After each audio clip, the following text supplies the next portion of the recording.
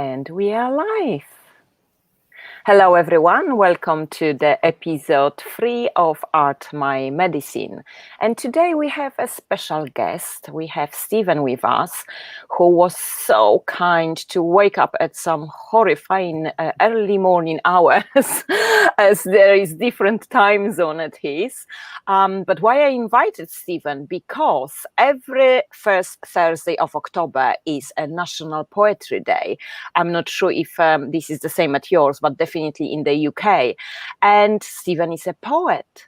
So I would like Stephen to tell us a bit about yourself. Hello, everyone. Yes, I'm Stephen. I live here in the East Coast of the United States. As she mentioned, it is very early at the moment. So a little bit about me. I don't consider myself a professional poet or a professional artist, but it is something that I do for my own personal enjoyment. And as of, I would say, 2020, beginning in January, I started to actually share my stuff with the world around me.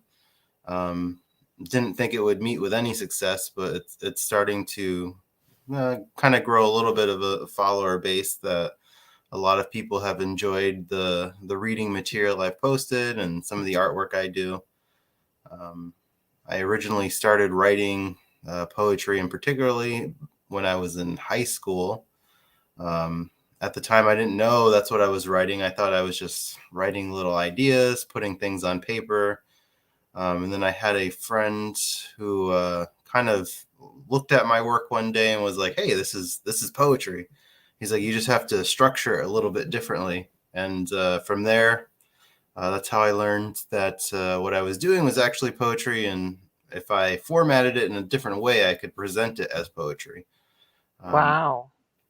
Amazing. So it looks like this artistry been within you for long time. You were just not very, keen to share it.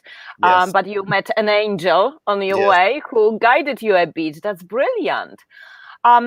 In your handle on social media, this is probably how we met, because I was searching for handles and hashtags associated with art as therapy, and you have art is therapy in your handle. Why it came to be in your handle? Well, for me, like a lot of people, also in high school, is kind of when I started developing a little bit of depression. Kind of started becoming a little more socially isolated from people, kind of more withdrawn. And it's so weird because you can pinpoint the exact moment it happened, because I remember as a child, I was always very happy and fun and laughing and joking. And then at some point it kind of just faded away inside of myself. And that's where I found words to kind of express what was kind of going on. So for me now, and particularly, I've kind of taken it to the next step where in life, it's something that has unfortunately stayed with me, depression and anxiety. And I've tried various treatments throughout the years, found some stuff that works for me, but especially through creating art and writing poetry, it certainly has helped to kind of find an outlet for some of those things that are trapped inside that you're looking to get out in a creative and constructive way, instead of unfortunately for so many turns into things that kind of lead to a downward spiral and to more darker places. So for me, art, yes, it's very much therapeutic. It helps me a lot to survive. Well, I can just say ditto. Indeed, and this is how we met. We started to follow each other on Instagram. Well, met in quotation mark in virtual world. Yes. We are finally seeing ourselves live and chatting, which is brilliant. And this is how our journey started, and we collaborated at some point, didn't we? We can. I will put in the story on my Instagram the poem and the art I did for your poem. Yes. that we collaborated on. And I noticed that you are also a big advocate for, raising awareness of other artists out there who create great art. Is it a parallel advocacy to your own artistry as medicine? It is, yeah, because I remember I probably back in, that time period where I started my Instagram page, I remember looking at this person's artwork, and to me, I was blown away. I was like, this is amazing. This is such a beautiful piece of art. And then you see that they have 10 likes for it or something, or only like 50 people following them. And you're just like, wow, like, why? Why is that? Because their art isn't good? And I'm like, that's not the case. It's just because people aren't seeing it. People aren't looking at it. So in a lot of ways, I was like, I would like to have my page find people, and I always put their pictures in my story. I always like to draw attention to these beautiful works of art that I find now. And a lot of people ask for money to do it, and I just like, hey, this is amazing. When I looked at this, I fell in love with it. I'd like to show it to other people. And it's gotten a lot of appreciation for doing something like that. Yeah, indeed. I follow many people because you shared their art, and otherwise I wouldn't come across them, because the virtual world is so huge that you can't physically find everyone that you may like to follow. So it's amazing, and I'm sure there is a great appreciation from those whose art is shared by you, including myself. So it looks to me that we have very mutual reaction to art. We not only create and engage in it for our own purposes of healing, but also we get some properties of being surrounded by artistic people and their art. Do you perceive art as being recipient of the art as healing as well? Oh yeah, absolutely. For me, it's always interesting because I have this conversation with my wife a lot. When it came to music or when it comes to looking at something, I'm like, I really kind of go into the details. I break it down. I'm like, this is how it makes you feel. This is how it makes me feel. What are your thoughts when you hear the words? And sometimes she looks at me and she's like, I don't really give it as much thought as you do. So from that moment, I was like, well, I guess I see it a little bit differently. So sometimes when I see someone's work of art, or I read something that they write, it's very moving. It takes on a much deeper level. And it's like, I would like to believe that I'm seeing what they're trying to capture on the canvas or what they're trying to write in their words. And it's very powerful stuff. And as you mentioned, that's when I came across your own work, I was very moved by it. And it's what led us to becoming, following each other. And it's been a long time now. You were one of the first few people who I followed, and vice versa. And it's been a very good experience. Yes, it is. And I think that this may be coming out from our kind of DNA need of finding people like us, finding people who feel the world maybe more intense, because artistic people do feel the world a bit more intense, and surrounding ourselves by those. I call it finding your own tribe. So in your area, are you mixing with other poets, other writers, and art in real life, or on social media? So I haven't branched out to real life yet. Part of it is I'm just working up on that confidence, especially with my art abilities. Still have a lot to learn, a lot to grow. The stuff I release out to the world, it's been very much refined, but there's a lot of stuff that I work on that I keep to myself still, because I'm like, well, it's got potential, but it's not quite there yet. but there's been a lot of local people that are also I'm following as well. People that are pretty much close by. They might even be in the few couple towns over from where I live. But we haven't met in person yet. That might be the next step one day to kind of get out to some of those events and to kind of showcase it in a more open, direct setting where you get that feedback kind of a lot faster than you would online at times. Yeah, and I notice there is a trend nowadays, like before when I was young at least, which was some time ago, poetry was perceived as this archaic way of communication. You know, it's like you were only subjected to those poets that already passed, who wrote in the times that we could not relate to at all because it was so long ago. And I think that the schooling system made me for a long time very resentful, I would even say, to poetry. It is just in the last decade or so when I started to search for modern poetry, for alive poets, that I find out that, oh my God, it is really amazing piece of art, amazing tool. But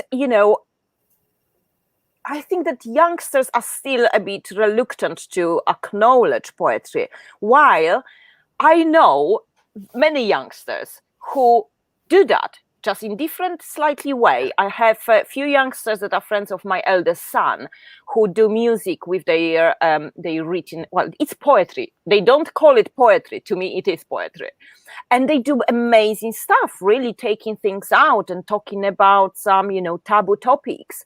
And recently in London, at least, because everything started to ease up from COVID, I found that there are so many poetry reading events online and in person. So do you think that poetry has a kind of time now that it's rebirth? I most definitely, because now people who do write it, you don't have to necessarily write a book and publish it. You can kind of present it to the world through these different social medias. Before, when I was in school, it was kind of the impression that poetry isn't appreciated unless you're dead, because that's the people you're reading about. Those are the poets. And for me, I never enjoyed reading poetry of of things like that. I wasn't someone who read it.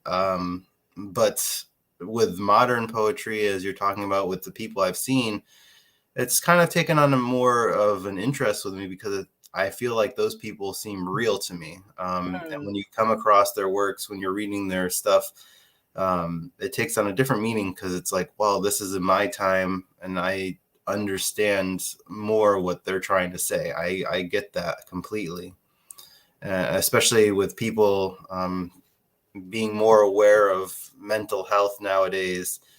A lot of people that do write poetry that I've come across have some form of mental illness, some kind of depression, and that is their outlet. And you can really see it in the words that they present and what they showcase to everyone. And it's very relatable for me. So I would say that poetry is on the up and up, whether you call it music, whether you're writing song lyrics, it's a form of poetry in its own way. So indeed, and words have amazing power, don't they? And them being written down, it's even kind of different level of power, I would say. I love the fact that we can interpret the poetry ourselves. But this is what I love the most, like you said, having this contact, this real interaction with the poet. And then you get a deeper understanding of what has driven that poem, what is happening to them, how they perceive the world. And I think that poetry needs that aspect of real interaction, which is which is lovely, and amazing nowadays, that we can reach out to ourselves via technology, and there are no boundaries nowadays. We have some people in the audience, and a question. There is a two-part question. What inspired you to start writing poetry? And can we hear one of your amazing poems, please? Oh boy. I wasn't prepared for that one. Yeah. So what inspired me? Just trying to find an outlet for words I couldn't say necessarily in public. And when you write stuff down, you have a lot of time to think about what you're writing, to kind of reword it, to change things up, as opposed to sometimes with live speech. You say something and you might be wondering, oh, perhaps that's not how I wanted to say it or phrase it, but you can't take it back at that point. So through poetry, yes, you're able to kind of scale it down. You'll be able to, adjust the words, fix it, and bring more life to it. So when I was younger, that's what I started doing. And as I mentioned, when my friend noticed that these words were rhythmatic, they kind of flowed well together, he told me, hey, you're not just writing things, you're actually writing poetry. So from there, it kind of just has been something I've been doing for the last 15, 17 years. Yeah. So that inspiration is usually it's amazing, because I find the common ground among artists, that the artistry, whatever they became to be, the painters, the poets, the writers, the actor, whatever it is, it's the core of it is always about something that was unspoken, something that was within, that they didn't feel they can pass on in normal interactions, in normal real life. They had to find a channel to present it to the world in a way that it could be heard and understood, which is amazing, isn't it? Yeah, absolutely. The second part of, do you have any poem? Well, let me look here. Maybe it did catch me off guard, but I'm sure there's something. I will flip through the notebook here for a second. Bear with me. Okay. Let's see here.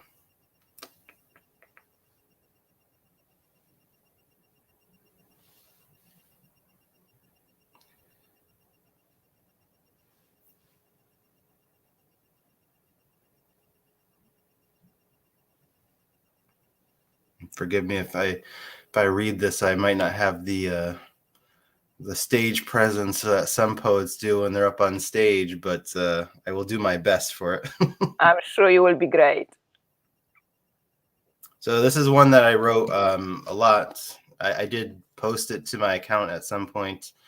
I wrote it when I was younger, going through some issues. It kind of reflects about how people have a perception of you, and when you try to live up to it, sometimes you might feel like a failure. So it's titled "The Walls Not So White." So I will read it for you. It says, "Walls not so white, but covered in fear tonight. What have I done to these walls of white? They used to be pure, bright and clear, envied by all who peered. But now they are feared, no longer revered, for the beauty they were before. Splattered with mud, covered in blood, witnesses to what I have done. I shed a tear for the walls that were pure, walls not so white anymore." So yes, it was written to kind of reflect, my parents in their best intentions. They kind of have hopes and aspirations for you, and especially when you're in school, and at times you don't always feel like you live up to those things. So that was my reflection on the matter, that I imagined it as a wall that was white, that was supposed to be white, nice and shiny, and now all of a sudden it wasn't anymore. So Yeah, that's beautiful poem. And funny enough, that last night I was actually reading that poem on your social media. Oh, It's so spooky. Yeah, I loved it. Yeah, there is always that expectation. That my story is a bit similar because I really wanted to be an artist. I was very gifted as a child. I could draw above average. But I wasn't allowed into art school. mm, So I did this, what teenagers do, right? I rebelled against it and said, well, if I can't be educated, then I'm not doing it. That's it. And I haven't done it for most of my life until a massive mental health breakdown when through art therapy, it resurfaced. So yeah, there is our youth. Don't you think that our youth is usually that Pandora box? We could have a very lovely childhood and youth and very loving families. We don't need to even have any trauma there, but something happens in youth time when you deal with so much, and you try to really find your way and your identity, that this is the crucial moment when we should be introduced to artistic channels, artistic tools to help youth to get these things out. yeah, absolutely. And I think that's the part of the problem, is that art isn't viewed as something that will support you with your life. And for the most part, yes, perhaps you won't be making millions of dollars selling artwork like some people, but it should still be something that is important as an outlet for things. Just the act of creating something can be very inspiring, very encouraging, but it gets downplayed a lot because people are all focused on, what are you going to do for work? How are you going to make money? You need to do this, you need to do that. And for people that are kind of inclined to arts, who are very creative people, um, what you're doing is now you're taking someone that has that desire, that spirit of creativeness, and you're kind of reducing them into a mold that they don't fit in anymore. And that creates a lot of frustration. And they get up every day, they go to work, they perform, but then there's something lacking in their spirit as a person, because they were not encouraged to pursue something that would be very therapeutic for them, and very encouraging for them. And it's unfortunate that we don't allow our young people to have that as they continue to grow. We kind of encourage it when they're young, when they're 3, 4, 5. Oh, look at that pretty picture you drew. And as they get older, it's more about, how did you do on your math test? How did you do on your science test? And we care less about their artistic spirit at that point. Yeah, and it's very sad. Yeah, it's exactly that we early years are very creative naturally, because children are, Yeah. and we support it as parents, as teachers, as everyone.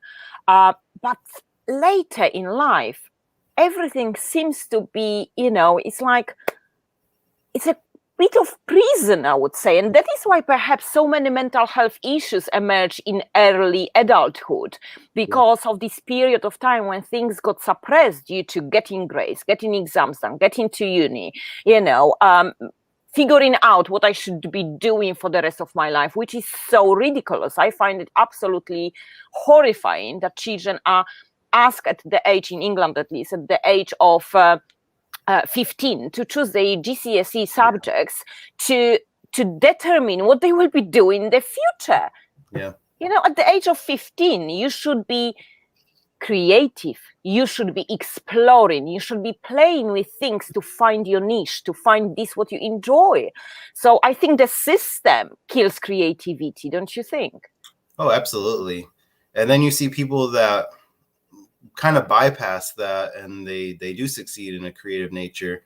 And perhaps the creative version of it might be something else. They either invent some kind of new technology. It's still creating something. It's still pursuing that passion. But the world was trying to keep them in a box, and they broke free and they did something, and it was rather revolutionary. And we need to see that as giving those people credit for what they have done too, and realizing that yes, you don't always have to do it in a certain fashion, that you can do it in a different way and still be successful, and that's something that's important. Yeah, because being an artist, being a creative soul, doesn't mean that you need to be there in the eye of public, sharing things and publishing things.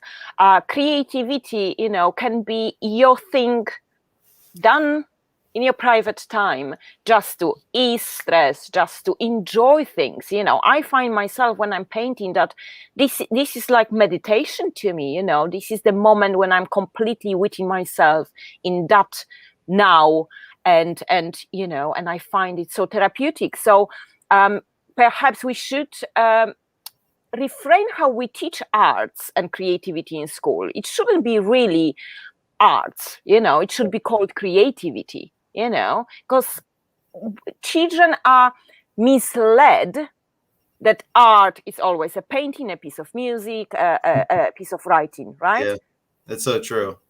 Yeah. And just as you mentioned too, I remember art classes in school, they'd sit you down and they put something in front of you and it's like, paint this. Yeah. And it's like, I can't paint that. But Exactly.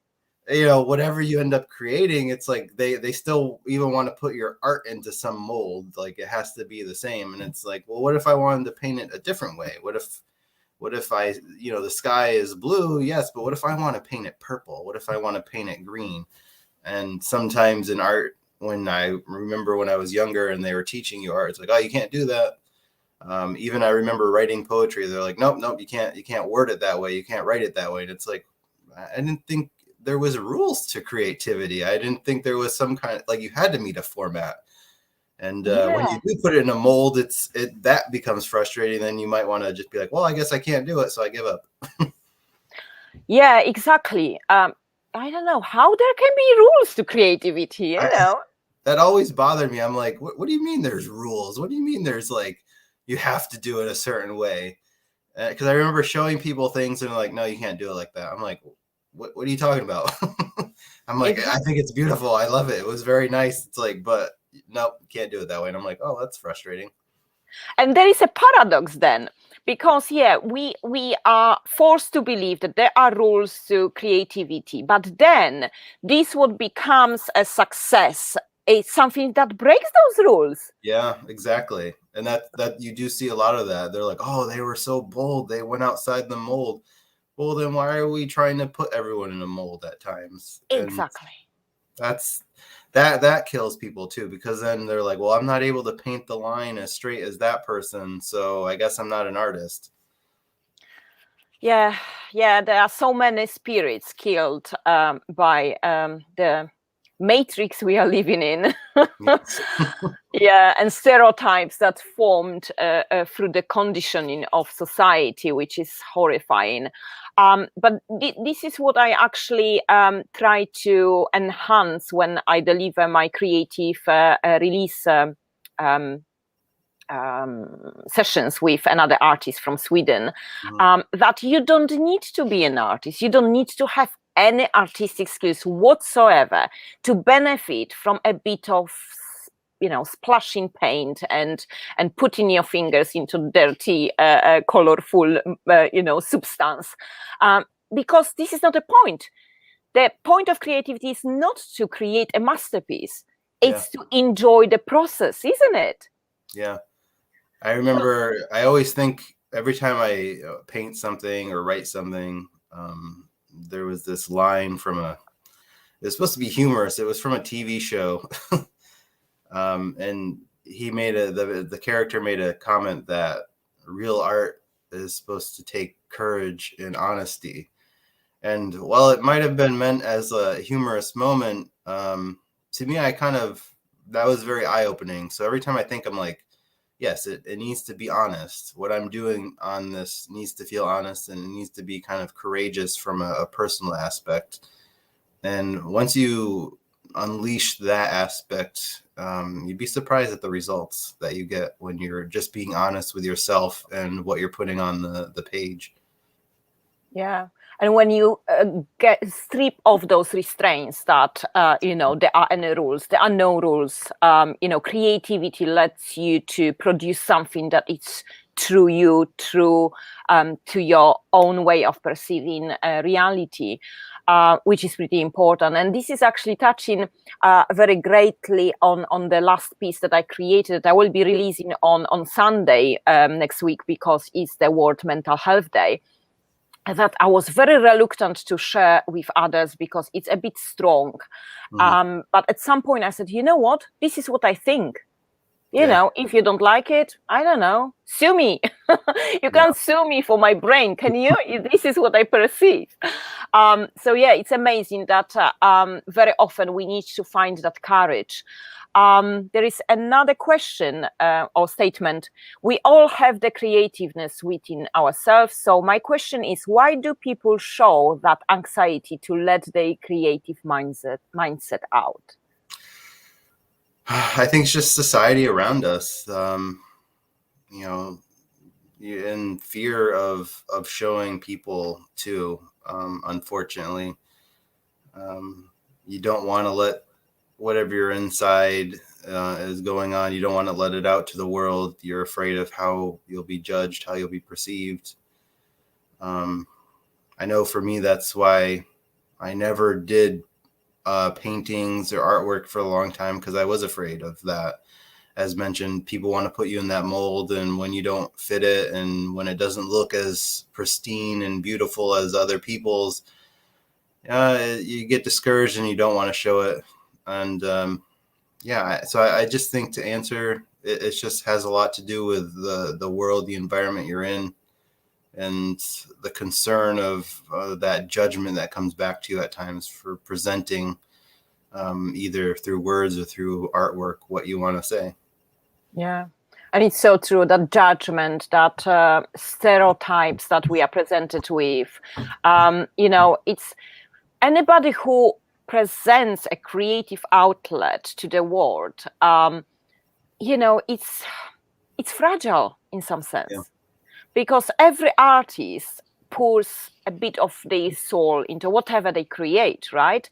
And when it is judged and attacked, a bit of soul is killed in us, and it hurts, doesn't it? Yeah, absolutely. Because sometimes you'll work really hard on something, and then you show it, and people are like, "Oh, that's nice," and you're like, "That's nice. Well, thank you, but I'm trying to share this deeper message. It's like I poured a lot of myself into this, and you're hoping for a little bit more of a reaction than, oh, that's nice. And when you don't get it, you're like, well, maybe it wasn't as good as I had thought. And if you start thinking like that, then you'll never make anything. And exactly, you can't please everyone. Yeah. Because we are so different, unique beings, and everybody has different likes and dislikes. And yeah, there will be some trolls that will attack you, but there will be a group of amazing people who would appreciate it in one sense or the other. Yeah, absolutely. And I know that's why for years I didn't want to share anything. And even when I did start sharing, I was very concerned with, oh my God, I only have 2 likes on this, and oh, maybe it's not as good as I thought it was. But in time, I just kind of learned to move past that. And I think, like, hey, 2 people like this. That means someone connected with whatever I was making. And you try to look at it from that aspect. And that was encouraging at that point to think of it like that. Yeah. I found it that I don't do things for the likes. I don't share it for the likes. I share it because I feel that there might be that one soul out there that would benefit from it in one way or the other. And if that one soul reaches that fulfillment, comfort, my purpose is met. Yeah, absolutely. And that's the best way to look at it. Exactly. Caroline says, sometimes it happens through families, identities. Children are told that we are not creative as family. Then child doesn't identify with that possibility for themselves. Yeah, and that's true. Because you do hear that, like, oh, well, no one in our family is creative. And it's like, oh, what? But like I said, there's many forms to creativity. It's not always painting something. It's not always writing something.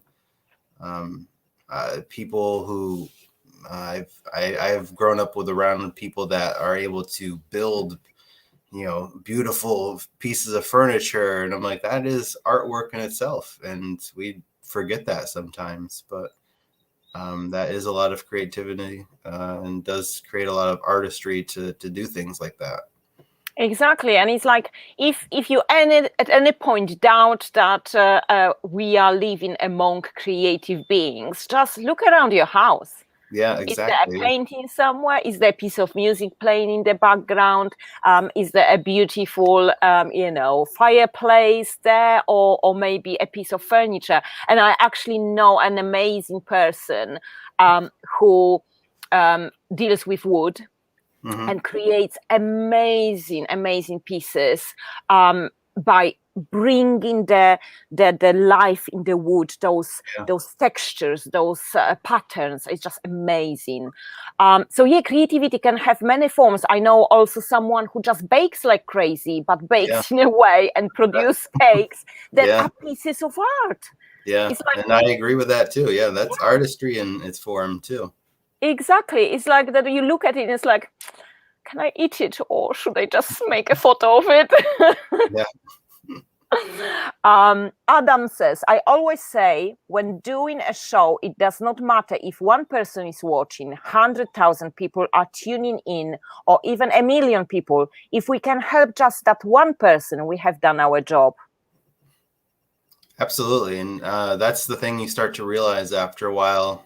Um, and it kind of is a little more liberating in that sense that now you don't have that concern with, I need volume, I need a large amount of people to see it.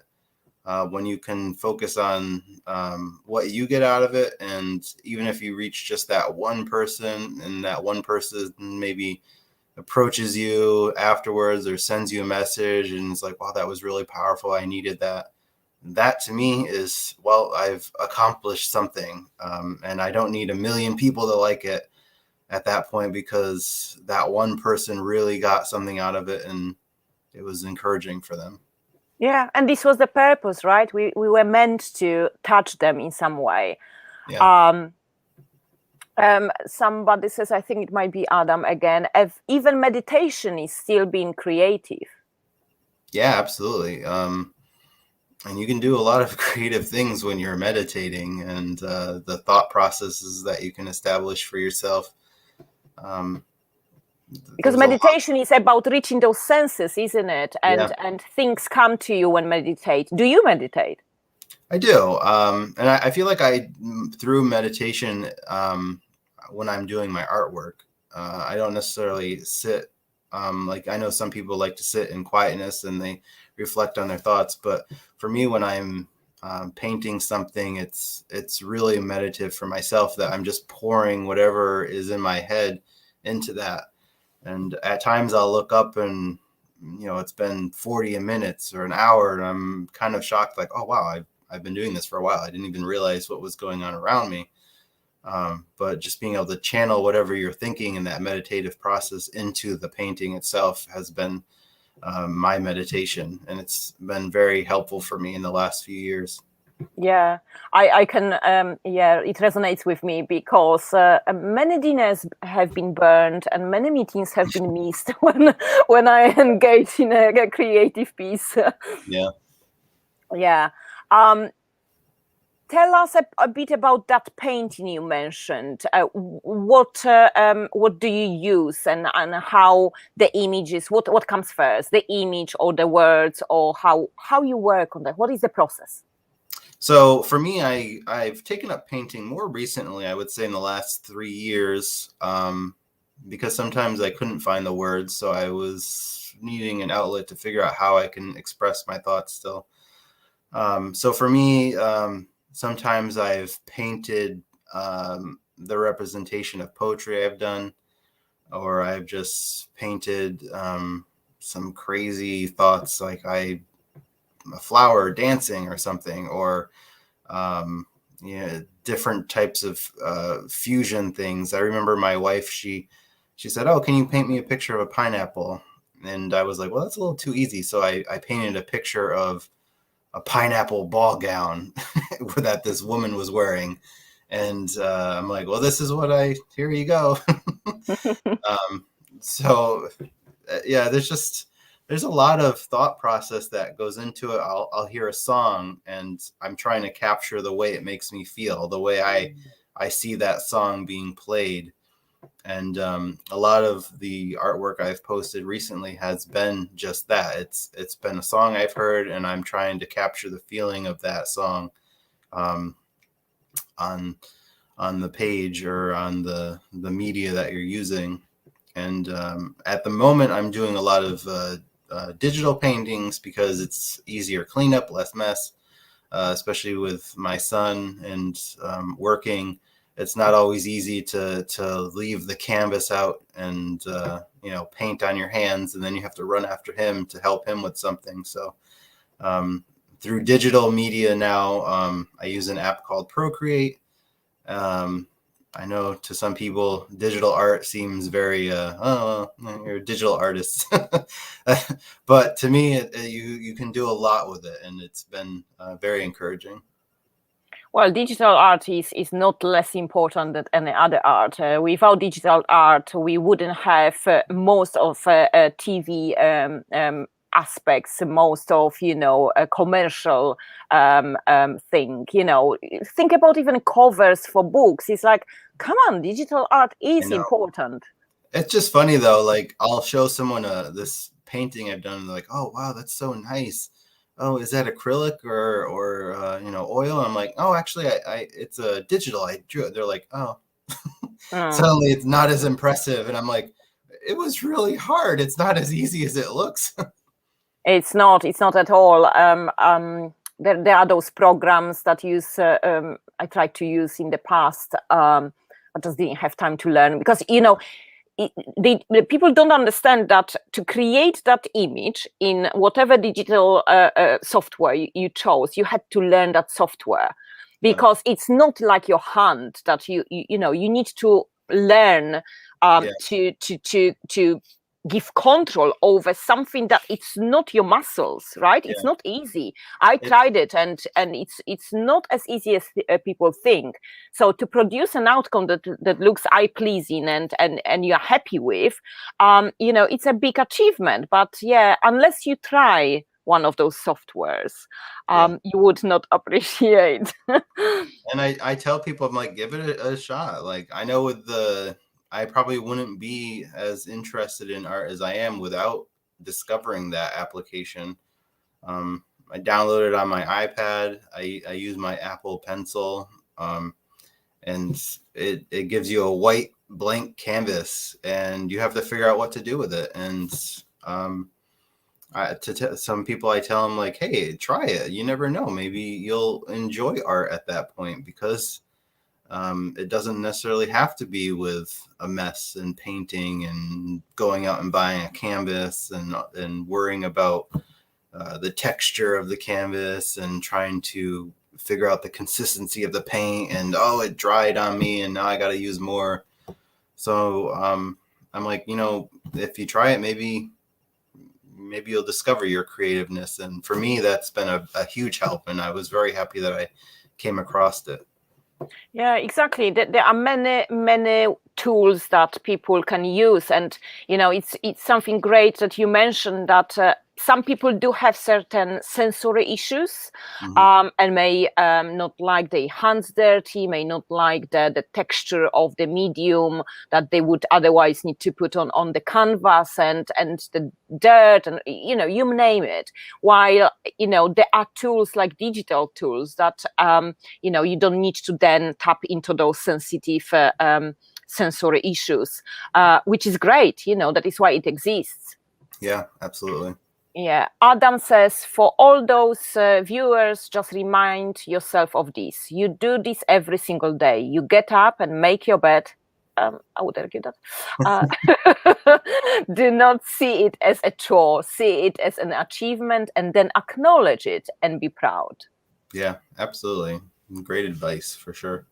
Yeah, mostly in any mental health illnesses that make you feel depressed and down. That aspect of resurrecting yourself, in my case, from the bed. It's a great achievement, isn't it? It is, for sure. And like I was mentioning, when I started my painting journey or my art journey, it was to help with some traumatic events in life, that, if I didn't discover what I did, perhaps I'd be in a different state now. And I'm very thankful that I found a creative outlet instead of a destructive outlet for the things that I was facing and the things that I was going through. Exactly. Yeah, and this is what art does, and what should the creativity, I should say, because not even just art, that we should teach children from very young age that emotions are normal, even very intense emotions, even those that we perceive as negative emotions, because we are human. We feel we have, we have to express it.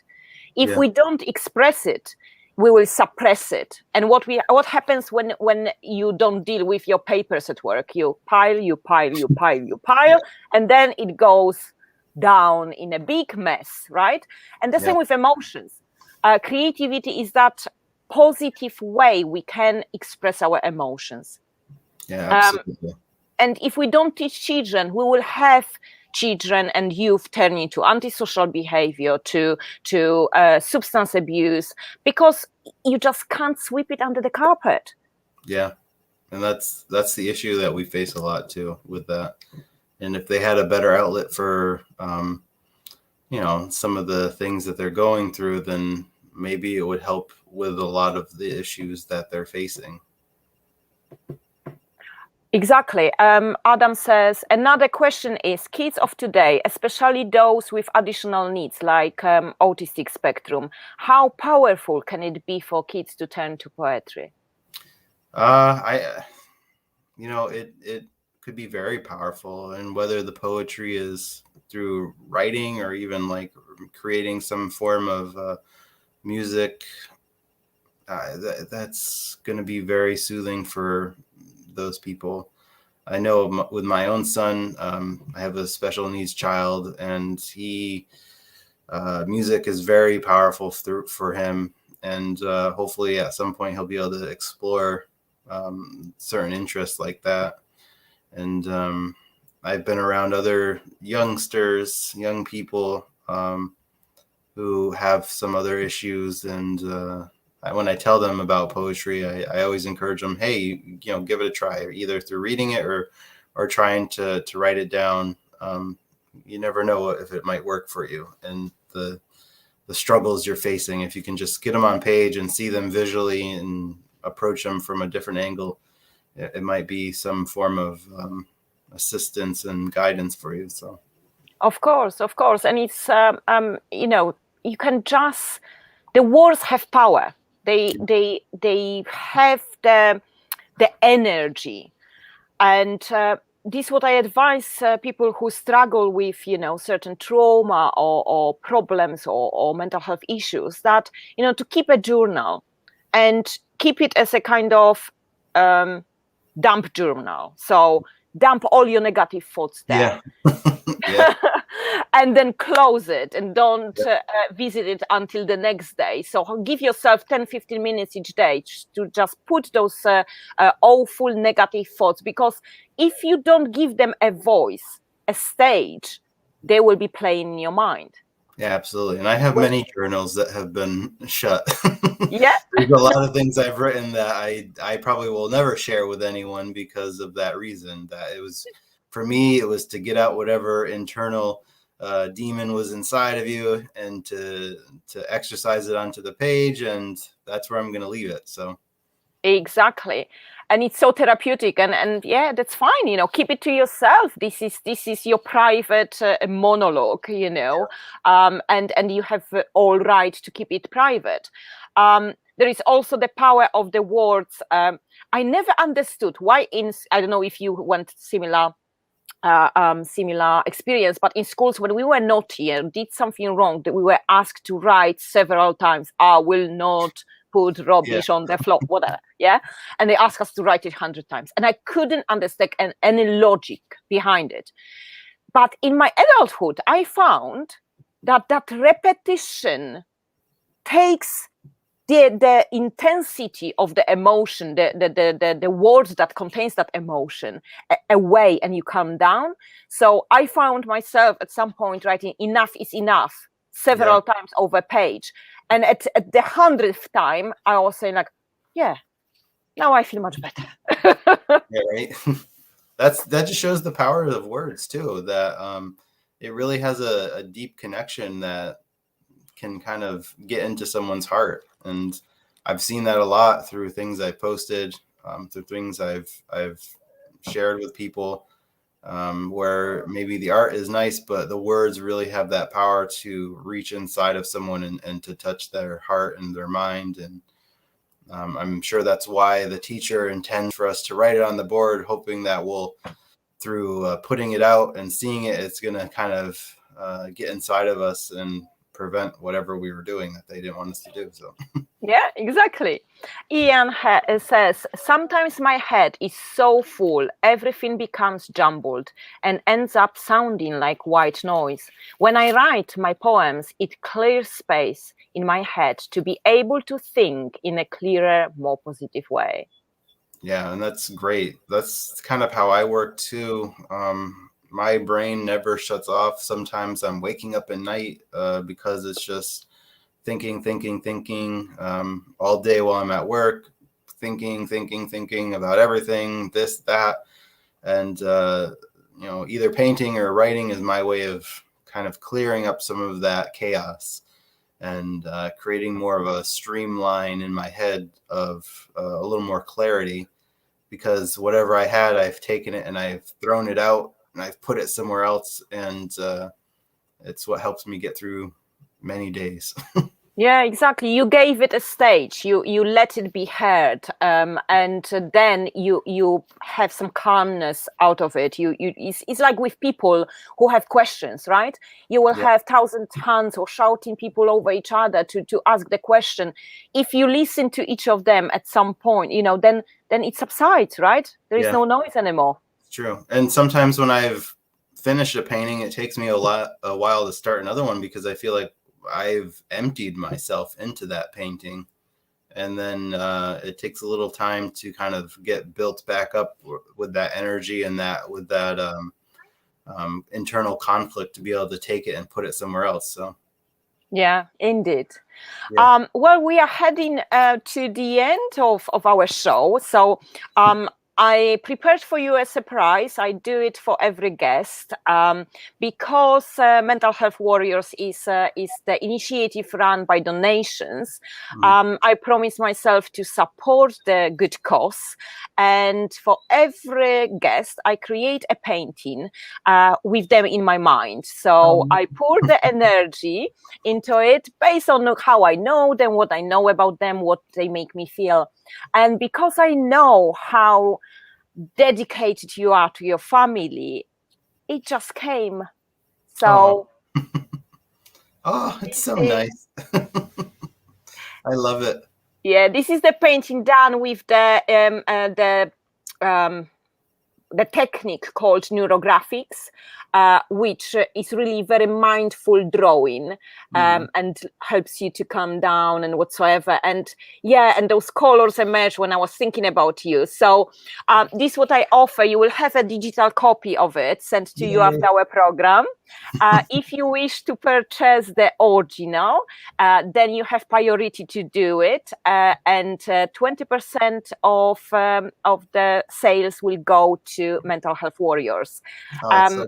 And anybody else who would like to have a print of it, or even original, if Stephen for whatever reason cannot purchase the original, you are welcome to inquire, and I will provide you with it. So just a quick reminder that next Art My Medicine podcast will be in 2 weeks' time. on Saturday at 9 a.m. And over here, I will pop in a big thank you to Stephen, who had to wake up at some horrifying time.